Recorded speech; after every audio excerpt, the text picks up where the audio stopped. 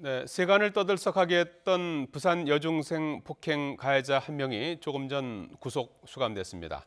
또 인터넷 암시장에서 가상화폐인 비트코인으로 대마를 판매한 일당이 붙잡혔습니다. 이들은 마약 조직과 무관한 회사원이나 취업 준비생들이어서 충격을 주고 있습니다. 사건 사고 이슈 살펴보도록 하겠습니다. 염건웅 유원대 경찰 소방행정학부 교수 서정욱 변호사 나와 있습니다. 안녕하십니까? 예, 안녕하세요. 자, 먼저 조금 전에 부산 여중생 폭행 사건 가해자가 결국 구속됐습니다. 법원은 보복 폭행이라는 죄가 가볍지 않다고 판단해서 올해 만 14살인 가해자에게 단호한 결정을 내렸는데요. 부산 현지 연결합니다. 김종호 기자. 네, 부산입니다. 예, 법원이 조금 전 구속영장을 발부했죠?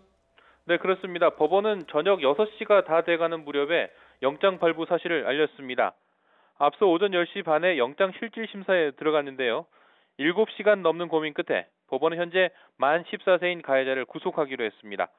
재판부는 구속영장에 적용한 피해자 A양 보복폭행 혐의를 인정할 만한 상당한 이유가 있다고 발부 사유를 밝혔습니다. 또 도망갈 염려도 있고 소년으로서 구속해야 할 부득이한 사유가 있다고도 덧붙였습니다. 오늘 부산 가정법원은 영장실질심사에 앞서 가해자 B양을 소년원에 임시 위탁한 조치를 취소했습니다. 따라서 B양 신병이 소년원에 확보된 상황이 아니어서 도주 우려가 있다고 본 겁니다. 구속영장이 발부됨에 따라 경찰은 B양을 사건 수사가 진행 중인 부산 사상경찰서 유치장에 수감해 열흘 동안 구속수사에 들어갈 수 있게 됐습니다. 또 다른 주범인 C양의 경우는 현재 소년법정에서 심리 중인데 검찰 요청에 따라 사건이 넘어가면 B양과 마찬가지로 구속 등의 형사 절차가 시작될 예정입니다. 오늘 구속된 B양은 지난 6월 29일 다른 4명과 함께 A양을 폭행한 혐의와 이 폭행 사건을 고소했다는 이유로 지난 1일 보복 폭행한 혐의를 받고 있습니다. 보복 폭행에서는 의자나 둔기까지 쓰며 1시간 반가량 무차별 폭행했는데 당시 피투성이가 된 피해자 사진과 폭행 장면이 담긴 CCTV 등이 차례로 공개되며 공분을 샀습니다. 지금까지 부산에서 YTN 김종호입니다. 자, 염 교수님. 네. 예, 부산의 여중생 14살 여학생, 여중생이 이렇게 구속되는 일이 자주 있습니까? 지금 성인 범죄자에 비해서 그 소년 범죄자들을 구속하지 않는 사유는 단 한 가지죠. 이제 성인과 같이 취급하게 되면 일단은 아직 교화 개선의 여지가 있는 상태이고 미성숙한 상태이기 때문에 좀 더 지금 우리가 좀 사회에서 보듬어 줄 수 있는 여지를 주자라고 해서 가급적이면 구속시키지 않는 것이 14세 미만의 이제 형사 미성년자 제도입니다. 그래서 이번 사건 같은 경우도 이 지금 중3 여학생이 그 폭행 가해자이기 때문에 굉장히 많이 국민들께서 지금 관심을 갖고 지켜봤던 그런 사건인데요. 결국은 이번 사건에서 그 가해자가 폭행 가해자 한 명이 결국 이번에 구속영장이 청구된 그런 사건입니다. 과거의 사례를 보면 지금 그러니까 성인 범죄자 같은 경우에 구속 청구율이 1.6%인데 지금 소년범 같은 경우에 거기에 미쳐서 굉장히 떨어지는 상태는 아닙니다. 1.7%의 구속 청구율을 보여주고 있기 때문에 사안에 따라서는 법원에서 이 사안이 굉장히 심각한 사안이다, 중대한 사안이다라고 하면 구속영장을 청구하는 경우도 있습니다. 오늘 부산지방법원에서 오전 10시 반부터 영장 실질심사가 진행이 되고요. 조금 전에 6시 정도에 이제 소위 영장이 이제 떨어진 건데 7시간 넘게 고민을 한 건가요, 법원에서? 그렇죠. 오래 고민했다 봐야 되고요. 소년은 이제 영장 청구 요건이 하나 추가됩니다. 뭐냐면 성인은 범죄의 혐의가 소명이 되고 그다음에 도주 우려하고 증거인멸 우려 중에 하나가 있으면 되잖아요. 근데 소년은 소년법의 55조에 보면 부득이한 사유가 아니면 구속을 못한다는 또 이게 단서가 있어요. 그렇군요. 그래서 이제 이번에 판결문에도 보면 바로 이게 소년법에 부득이한 사유가 있기 때문에. 근데 중요한 건 오늘 오전에 부산 가정법원에서 이제 소년의 위탁을 취소가 됐어요. 따라서 이게 도주 우려가 있다. 이런 이제 이유로 발부가 됩니다. 혐의는 여중생 A양 같은 경우에 보복 폭행 혐의가 적용된 건가요? 그렇죠. 이게 특정 범죄 가중처벌에 관한 법률에 보면 5조 9항, 5조의 9항에 보면 바로 이게 수사기관에 신고한 데 대해서 앙심을 품고 바로 이게 보복을 했기 때문에 그게 1년 이상 30년 이하의 아주 중한 범죄로 혐의를 받고 있는 거죠. 이 처음에 사건이 있고 나서 그다음에 추가로 이제 보복 폭행이 있었다고 이제 본 거 아니겠습니까? 예, 그 법원에서 그 부분을 중요하게 본 거죠. 그래서 예. 구속영장을 신청하게 된 것인데요. 예. 그러니까 처음에 폭행이 있던 상황에서 왜 우리를 경찰에 신고했냐, 가해자들이. 그래서 불러내서 다시 그 뭐 공장 앞에서, 그러니까 보통 성인보다 더 심각한 어떤 피해를 줄 수 있는 그런 범행을 저질렀죠. 뭐 거기 있는 철제물, 소주병 이런 것들을 통해서 여중생 한 명을 집단 폭행했던 그런 상황이기 때문에 결국은 이제 보복 폭행에 대한 부분을 법원에서 굉장히 심각하게 판단한 것이고, 그래서 이 보복 폭행을 한 그런 가해자들이기 때문에 또 다시 도주할 수 있는 그런 우려가 있는 상황이다. 예. 그래서 이제 영장을 청구하게 된 것이죠. 애초에 범행 가담자가 3명이었지 않습니까? 왜 A양만 영장이 청구된 겁니까? 결국 이제 이거 주범은 아마 2명 정도가 보이는데 예. 그 2명은 이제 그 이미 기존에 바로 이게 보호 처분 받아가 소년에 있었는데요. 그렇군요. 근데 그 중에 한 명은 다른 혐의로 이게 이미 그 재판이 진행 중에 있었어요. 예. 그래서 한 명만 이번에 청구했고 아마 이게 그 한 명도 기록을 법원에서 넘기달라 했기 때문에 아마 조만간 다시 청구할 걸로 보입니다. 예.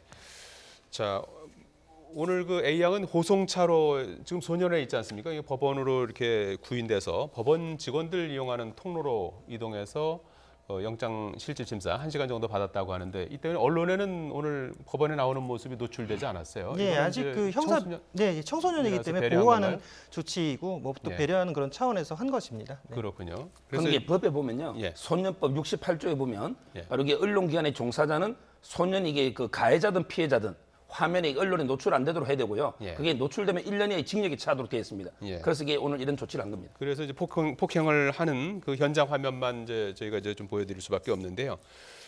문재인 대통령이 오늘 이와 관련해서 수석보좌관 회의에서 최근 논란이 되고 있는 소년법 관련해서 언급을 했습니다. 이 소년법 개정 문제는 충분한 사회 의견 수렴이 필요하다고 말했는데요. 잠깐 들어보시겠습니다. 입법 사항이라 해도 여러 가지 의견들이 분분할 수 있는 그런 사항이잖아요. 실제로 소년법 폐지라고 표현하긴 했지만 실제 요구하는 것은 이제 소년법 개정일 텐데 소년법 개정이 필요한 것인지 어떤 내용이 개정돼야 되는 것인지 일주로 낮추지 않고 중대한 범죄에 대해서 형사책임 연령을 낮추는 것이 바람직한지. 예, 요즘 뭐 10대들 범죄가 뭐 매일같이 거의 뭐 발생하다시피 하고 있지 않습니까? 그래서 지금 소년법을 어떻게 할 것인지 이런 부분들이 지금 논란이 되고 있는데 어떻게 하는 게 좋다고 보십니까? 일단은 그 해외 사례를 보면요. 예. 일단은 미국 같은 경우는 지금 소년 범죄자에 대해서 굉장히 중한 그 형량을 구형을 하고 있어요. 예. 그렇다고 해도 그것이 지금 근절되는 그런 상황들은 아니죠. 왜냐하면 오히려 그 학생들을 만약에 그 문제 학생을 다른 학교로 돌렸을 때는 그건 폭탄 돌리기라고 하거든요. 그러니까 결국은 다른 학교에서 그 폭탄을 안는 그런 상황이 되기 때문에 결국 뭐 총기 난사 사건이 발생한다든지 이런 또 더 큰 강력 범죄가 이어지는 경우들이 있습니다. 그래서 지금 우리가 소년법을 지금 연령을 낮추자라고 지금 뭐 청원이 지금 이어지고 있는 그런 상태인데 결국은 이제 과거에는 뭐 고등학생들이 좀 뭐 질풍노도의 시기라고 하죠. 그랬던 시기가 있다면 지금은 이제 중학생들이 좀 뭐 인터넷의 발달, 또 SNS의 발달, 그리고 또 덩치도 많이 커진 그런 상태에서 지금 굉장히 많이 예전보다 성숙한 부분이 빨리 찾아오죠. 중학교 때 찾아오기 때문에 이 중학생들이 저질렀던 범죄들이 지금 이 사건 같이 최근에 뭐 인천에서 그 살인 사건도 있었고요. 또 이번에 폭행 사건도 한 3건 정도가 나타났듯이 굉장히 중학생들도 성인의 버금가는 강력한 범죄를 저지른다. 그리고 이 피해 학생들이 받는 그런 심각한 문제들, 또 학교에서 이런 학교 폭력들이 만연해 있다라는 그런 문제들을 봤을 때 이제 그 지금 시청자 여러분들이나 국민 여러분께서는 이 소년법을 폐지하거나 강력하게 처벌해야 되지 않냐라고 말씀을 하시는데 청소년들에게 어쨌건 그 똑같은 법을 적용하지 않는 이유는 교화 개선을 해서 아직 성숙하지 않은 이 학생들이 차후에 사회에 복귀할 수 있도록 해주기 위한 그런 차원이거든요. 그러니까 결국은 이제 범죄에서 보면 낙인 이론이라는 것이 있는데 청소년들이 만약에 자신의 뭐 이런 범죄 말고요, 뭐 사소한 어떤 범죄를 저질러서 결국은 형량을 구형받게 되고 뭐 교도소나 소년교도소나 뭐 이런 곳에서 소년에서 수용이 됐을 때 예. 결국 사회에 나왔을 때 자신이 다시 이제 또 범죄자라는 그 낙인 때문에 사회 복귀가 힘든 경우도 있고요. 예. 또 한 가지는 뭐냐면 이 소년원이나 소년교도소에 갔을 때 거기 이제 범죄 학교라고 하는 거죠. 예. 그래서 오히려 더 심각한 범죄 기법들을 배우고 나와서 범죄에 빠져드는 그런 현상들도 있을 수 있기 때문에 예. 그래서 아직 자라나는 청소년들에게는 분명히 소년법에 대해서 예. 우리가 좀 기회를 주고 예. 교화 개선할 수 있는 여지로 봐야 되고 그래서 소년법을 저는 일부 개정은 필요하다고 봅니다. 예. 하지만 폐지는 좀 바람직하지 않다고 보고 있습니다. 예. 신중론을 펴셨는데요. 예. 저는 이게 한 세 가지 손볼 게 있는 게 예. 일단 이게 형사 미성년자가 14세로 돼 있잖아요. 예. 이 부분은 이게 일본도 여러 번 개정을 했거든요. 예. 우리나라가 이게 세계적으로 좀 높아요. 그래서 그 부분은 한 번 더 고민해 볼 필요 있고요. 예. 두 번째 이게 중요한 게 유엔 아동 인권 협약에 보면 18세 미만은 사형이나 무기징역을 못 해요. 예. 그래서 이게 우리도 협약국이기 때문에 지금 이게 소년법에 18세 미만은 사형 무기가 안 되잖아요. 예. 그래서 이게 인천 초등학교도 그때 이게 20년 구형했지 않습니까? 예. 근데 이 협약에 유일하게 참여하는 게 미국이에요. 미국은 이게 청소년 사형도 많습니다. 이게 형사 나이도 어리고 따라서 이게 무조건 사형 무기를 못 하는 게 맞는지 18세 미만 이 부분도 이게 검토 필요하고요. 예. 그다음에 마지막으로 지금 이게 소년법의 보호 처분이 최장 기한이 2년이에요. 근데 2년 가지고 교화되겠습니까? 예. 이 부분 이게 좀 더 늘릴 필요가 있다는 거는 상당히 공감대를 얻고 있습니다. 예. 이제 오늘 이제 소년원에 있다가 A 양은 성인 수용자들과 함께 구치소로 이제 이동을 하게 되죠. 네. 거기서 이제 조사를 받게 되는데 최종 형량은 어떻게 되는 겁니까? 제가 보기에 이거는 뭐 재판을 이제 장기 단기로 이게 부정계형을 정하기 때문에 예. 그 재판을 해봐야 되겠지만 상당히 중형이 왜냐하면 이게 법정형이 1년 이상 30년 이하기 때문에 예. 예상이 되고요. 예. 그다음에 소년원하고 교도소는 완전히 틀립니다. 지금 14살 소녀인데도 그렇게 됩니까? 그쪽에 형사 성년자니까 미성년자는 아니잖아요. 예. 그래서 14세 이게 이상이다. 이거죠? 그렇죠. 14세 이상 처벌되는 거고요. 예. 그다음에 소년원하고 교도소는 소년원은 이게 가장 큰 게 전과가 안 붙어요. 근데 교도소는 전과가 되고 예. 두 번째 이게 목적이 다른 게 소년원은 교화가 주목적이에요. 예. 근데 교도소는 일단 이게 뭐 노동이라든지 처벌 이게 목적이기 때문에 완전히 대우는 틀립니다. 예.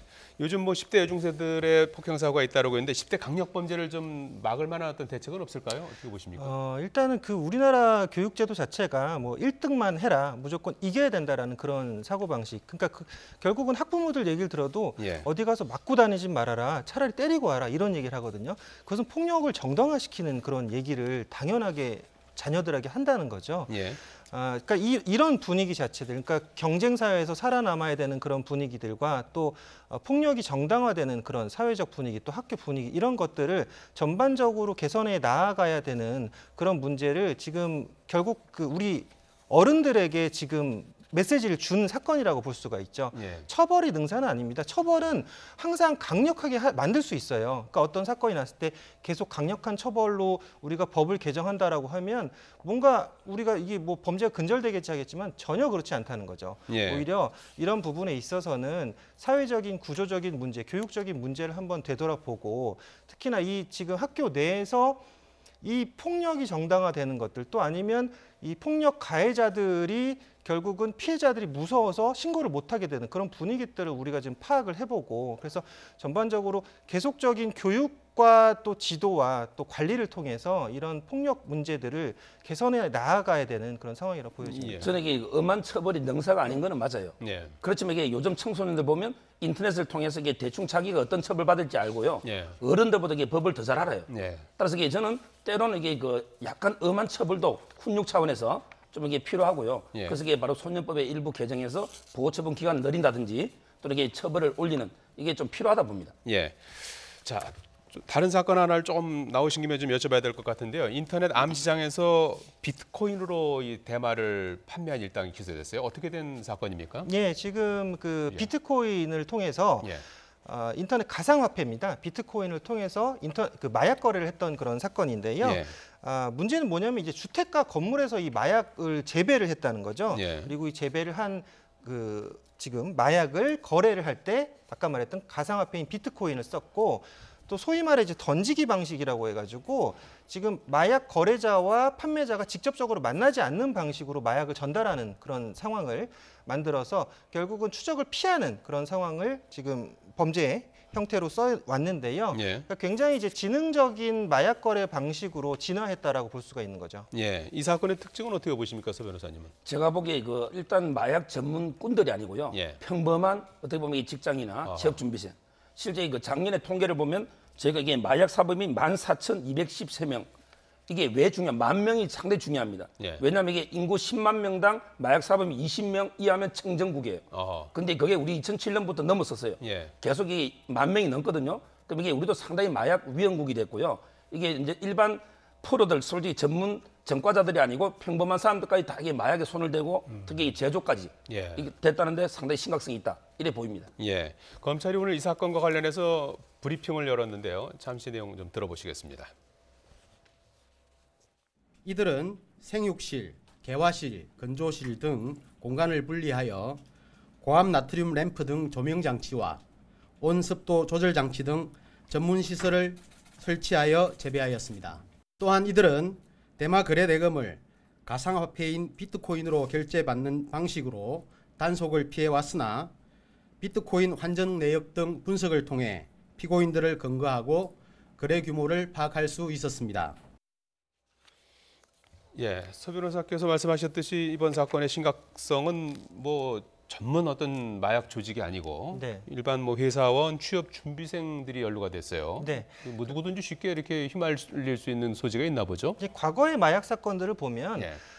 구매자와 판매자들이 특정한 계층이었다는 거죠. 예. 그러니까 뭐 판매자 같은 경우는 뭐 조직폭력배라든지 이런 사람들이 판매를 했고, 구매자 같은 경우도 뭐 유흥업소 종사자들 이런 사람들이 주로 구매를 했었는데, 최근에 마약 사건의 그 루트를 보면 이 판매자도 방금 지금 이 사건 같이 일반인들이 판매를 한다는 거죠. 예. 일반인 취업준비생들 이런 사람들이 취업이 안 되니까 마약 씨앗을 구해서 자기 집안에서 그것을 재배를 하고 걸리지 않기 위해서 인터넷 비트코인을 사용했고요. 그 비트코인을 통해서 또 전달하는 방식도 서로 간에 보이지 않는 방식으로, 그러니까 예를 들어 뭐 지하철 사물함 같은데 그런 데다 넣어놓는 거죠. 예. 그러면은 비밀번호 알려주면 그 비밀번호를 눌러서 찾아가는 그런 방식으로 되기 때문에 예.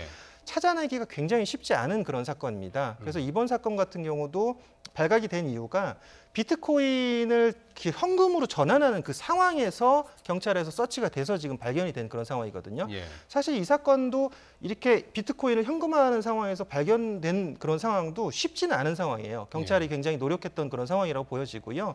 앞으로도 이런 사건들이 계속적으로 추가적으로 발생할 것으로 보여지기 때문에 예. 이런 지능적인 판매 수법, 또 그리고 지금 구매하는 사람들도 일반인들이 굉장히 많아졌습니다. 회사원들, 심지어는 뭐 대학생, 뭐 고등학생까지도 지금 마약 구매를 하고 있는 그런 상황이거든요. 예. 그래서 이런 부분에 있어서 지금 우리가 좀 신종 이 수법들에 대해서 우리가 연구를 하고 또 추적을 하는 그런 상황이 되어야 될 것 같습니다. 예, 여러 가지 뭐 일반인들은 좀 잘 언뜻 쉽게 이해가 안 가는 단어들이 많이 나와요. 딥 웹이니 뭐 인터넷에 뭐 이렇게 쉽게 드러나지 않는 그런 공간에서 이제 거래를 하는 겁니까?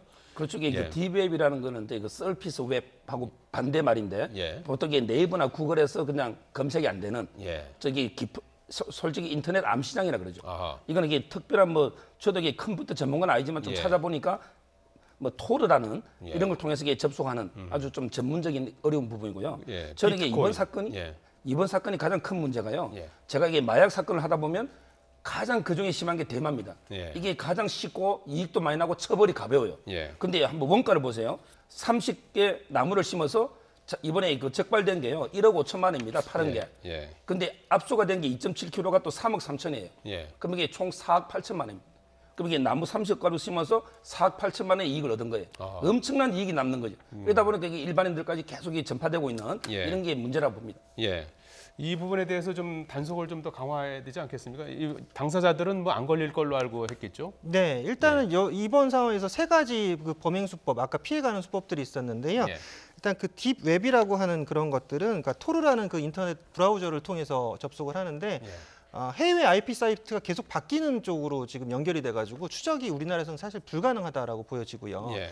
또 지금 집 안에서 저렇게 마약을 재배를 하면, 그러니까 마약이 자연 마약과 이제 그러니까 천연 마약과 합성 마약 계통이 있는데 예. 지금 대마 같은 거는 이제 천연 마약 계통은 사실 냄새라든지 이런 게 나지가 않습니다. 근데 합성 마약 같은 경우는 화학 성분을 서로 조합을 해서 만드는 거기 때문에 냄새가 굉장히 심하게 나서 예전에 뭐 히로뽕이라고 했던 그런 마약들을 제조할 때는 지방에 있는 뭐 공장이라든지 아주 으슥한 데서 이제 제조를 따로 했었는데 이렇게 가벼운 마약들 뭐 대마초라든지 이런 자연 마약 같은 경우는 사실은 재배할 때 누구도 발견하기 되게 힘든 상황이라는 거죠. 집안에서 재배를 하면 뭐 태양열을 인공적으로 만들 수 있는 그런 것과 뭐 물만 좀 주면 충분히 만들 수 있기 때문에 이런 부분에 있어서 단속이 좀 어려운 부분이 있는데 또 지금 경찰에서 계속적으로 지금 단속을 위해 노력하고 있기 때문에 추가적으로 뭐 이 비트코인에 대한 단속 기준이라고 그럴까 이런 것도 좀 정해야 될 것 같아요. 며칠 전에 수원지방법원에서는 이 비트코인 음란물 사이트 운영자한테 현금은 추징하고 비트코인은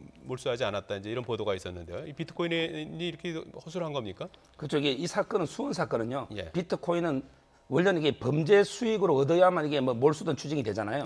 그런데 범죄 수익으로 비트코인을 얻었다는 증거가 없었기 때문에 직접적인 판례는 아닌데 그런데 이때 이제 검사가요.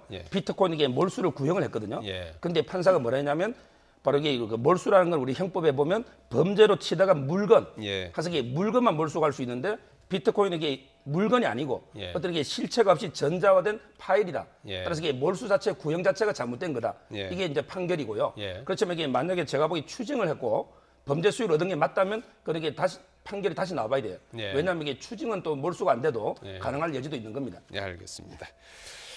지금까지 서종욱 변호사, 염건웅 유원대 경찰서방 행정학부 교수였습니다. 두 분 고맙습니다.